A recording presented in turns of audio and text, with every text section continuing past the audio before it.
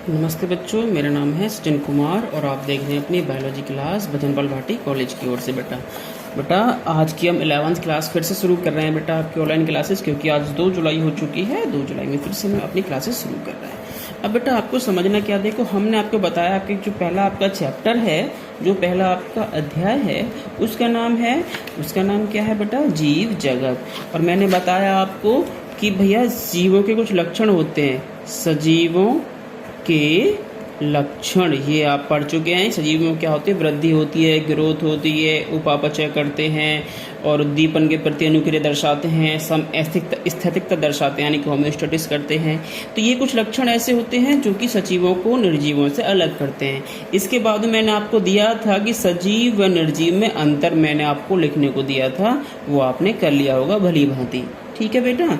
अब इसके बाद में जो इसमें मेन चीज़ क्या है, वो क्या है, आपका नया हेडिंग है, इसका नाम है वैज्ञानिक नाम।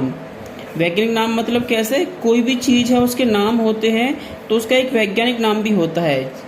वैज्ञानिक नाम क्यों होता है, जिससे कि हम उसको आसानी से किसी भी दुनिया के किसी भी जगह किसी भी देश में उसको एक नाम से पहचान सकें। जैसे हमारा नाम है, जैसे कि मानव है, हम सब आदमी हैं और हमारा नाम क्या है, होमो सैपियंस। होमो सैपियंस हमारा वैज्ञानिक नाम है। तो अब ऐसा नहीं है कि हमारे यहाँ तो देखो मानव को हिंदी में मानव कहते हैं, आदमी कहते हैं, अंग्रेजी में मैन कहते हैं, किसी अफ्रीकी भाषा में कुछ और कहते हैं। मेरी बात समझ पा रहे हैं? यानी कि हर जगह हर किसी व्यक्ति की बोलचाल की भाषा जो होती है वो अलग होती है। तो इसीलिए मानव का नाम होमो सैपियंस है। तो जितने भी दुनिया भर के वैज्ञानिक हैं वो मानव को नाम होमो सैपियंस ही लेंगे। समझ पाए मेरी बात? चाहे वो अफ्रीका का मानव है काला पीला सा, चाहे वो गोरा अंग्रेज है ऑस्ट्रेलिया का, या वो इंडिया का है, ठीक है ना, ये सभी लोग क्या हैं, होमो सैपियंस हैं। देखो जैसे दूसरा एग्जाम्पल मैं बताऊं आपको, जैसे कि हमारे यहाँ कहते हैं बाघ कहते हैं और वहाँ कुछ और कहते हैं, कहीं कुछ देश में कुछ और बोला जाता है, लेकिन वैज्ञानिक नाम हमेशा उसका एक ही रहेगा, पैंथेरा लियो, ठीक है ना। तो ये सारी चीज़ें आपको याद रखनी है। अब जैसे कि वही मैंने कहा बाघ के बारे में, तो पैंथेरा लियो शेर का नाम है, तो शेर हमारे यहाँ शेर कहते हैं, कहीं कुछ लॉयन कहते हैं, कहीं कुछ और कहते हैं, लेकिन पैंथेरा लियो इसका हमेशा एक जैसा नाम पूरी दुनिया में ही चलेगा ये। तो वैज्ञानिक नाम इसलिए होते हैं। अब सबसे पहले क्या है कि सामान्य जो नाम होते हैं इनसे बचने के लिए, और इनमें जो बड़ी कन्फ्यूजन थी उससे बचने के लिए, एक स्वीडन के वैज्ञानिक, स्वीडन एक देश है जिसको लिखते हैं स्वीडिश के वैज्ञानिक, स्वीडिश माने स्वीडन में रहने वाला स्वीडिश हो गया। तो स्वीडिश का वैज्ञानिक जिसका नाम था कैरोलस लीनियस, ये बहुत इंपॉर्टेंट टर्म है बेटा, याद रखनी है।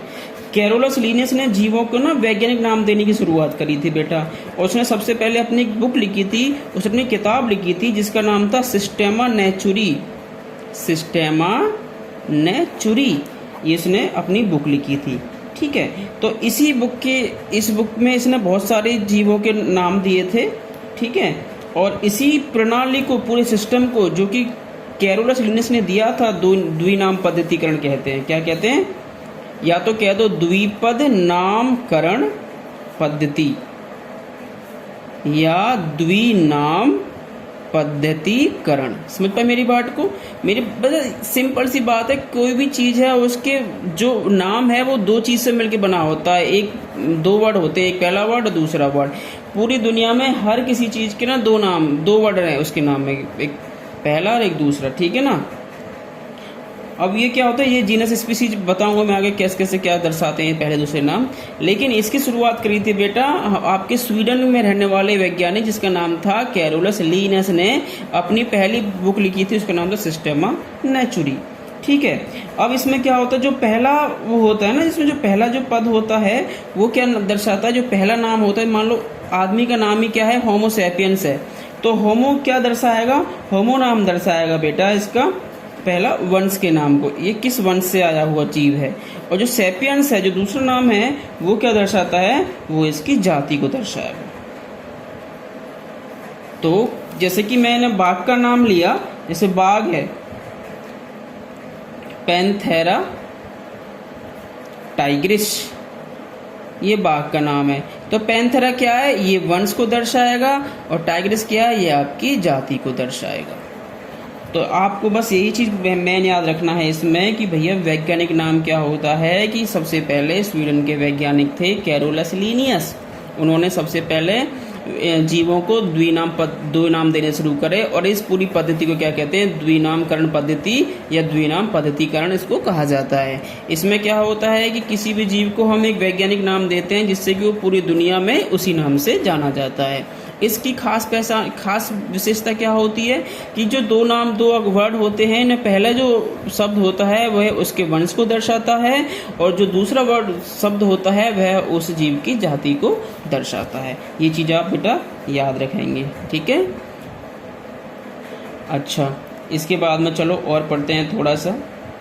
एक चीज़ और आपकी बहुत ज़्यादा आएगी आगे, देखो यहाँ पर लिखे दे रहा हूँ मैं साइड में, यहाँ देखेंगे बेटा।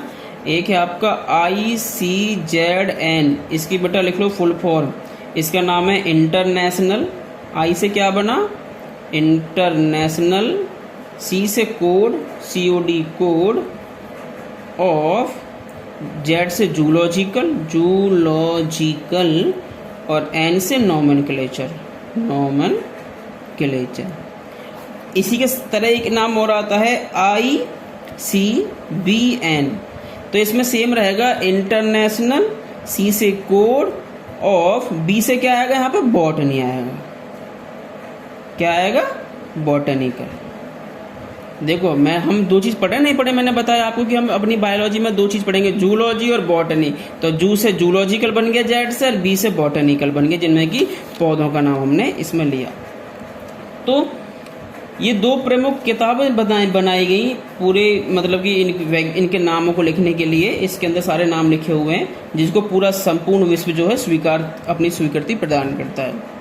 तो आपको सिर्फ इनकी ये जो फुल फॉर्म में याद रखनी है, एग्जाम में यही पूछी जाती है कि ICZN का मीनिंग क्या, फुल फॉर्म क्या होता है, और ICBN का फुल फॉर्म क्या होता है। तो I से इंटरनेशनल, C से कोड, Z से जूलॉजिकल बनेगा, और बेटा नीचे वाले में B से बॉटनिकल बनेगा, ठीक है। और N का भी सेम ही रहेगा, नोमेनक्लेचर। समझ पाए मेरी बात को।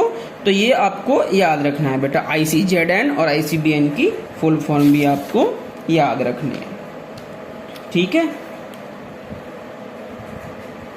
ठीक है बेटा। और इसके बाद आपको क्या लिखना है, देखो मैं आपको कुछ नोट्स भेज रहा हूँ। आपको ना ऐसे करके यहाँ पे साधारण नाम लिखने हैं, जीवधारियों के साधारण नाम, और उसके सामने क्या लिखना है आपको, वैज्ञानिक नाम। तो कुछ जीवों के हम लिखेंगे जो हमारी आम बोलचाल 10-12 हैं, ये इनको लिखेंगे जो कि हमारे आगे काम भी आएंगे और आपको हर किसी को याद भी होनी चाहिए। मैं आपको फोटो भेज, जैसे मैंने बताया मानव का क्या होमो सैपियंस है, जो कुत्ता आपके पास क्या हो, कैनिस फैमिलियरिस होता है, ठीक है। तो ये सारी चीज़ें आप लिखेंगे, मैं आपको नोट्स भेज रहा हूँ। बेटा पढ़ाई करते रहो, अपनी नोटबुक बना लो, और जो मैं दिखा रहा हूँ आपको इन सबको लिखते चलो अपने हिसाब से। बाकी मैं आपको पिक भेज रहा हूँ, पिक के हिसाब से आपको नोट्स बनाने हैं। और नोट्स बेटा वही बनाने हैं जिसके नीचे मैंने अंडरलाइन कर रखा हूँ ना किताब में लिखे हुए के, वही चीज़ आपको लिखनी है। खामोखा ज़्यादा लंबा बड़ा चौड़ा मत लिखना नोट्स के अंदर, ठीक है। ठीक है बेटा, थैंक यू।